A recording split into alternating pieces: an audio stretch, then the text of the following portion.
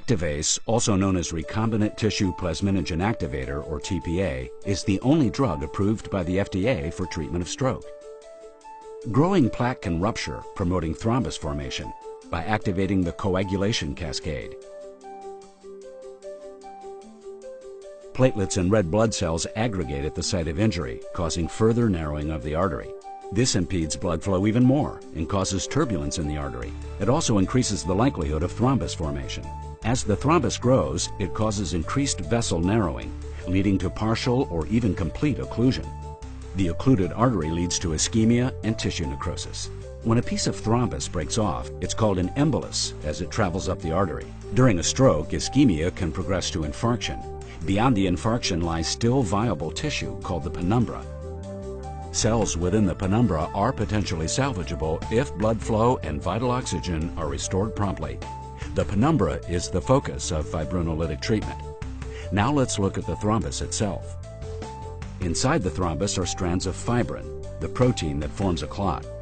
Enmeshed within the fibrin is plasminogen, the inactive precursor of plasmin. Activase is administered by IV infusion within 3 hours of acute ischemic stroke symptom onset. Activase binds to the fibrin in a thrombus and converts plasminogen to plasmin. Plasmin then breaks the strands of fibrin and dissolves the clot. As the clot dissolves, blood flow is restored, and viable tissue may be reperfused. Although the original infarction remains, when surrounding cells in the penumbra are saved or reperfused, function may be restored. Activase, the one TPA for stroke, is the only drug approved by the FDA for this indication. Activase is indicated for the management of acute ischemic stroke in adults for improving neurological recovery and reducing the incidence of disability.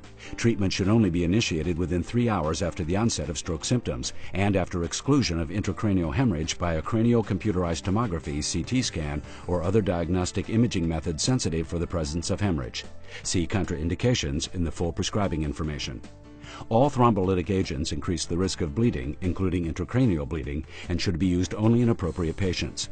Not all patients with acute ischemic stroke will be eligible for Activase therapy, including patients with evidence of recent or active bleeding, recent within 3 months intracranial or intraspinal surgery, serious head trauma or previous stroke, uncontrolled high blood pressure, or impaired blood clotting.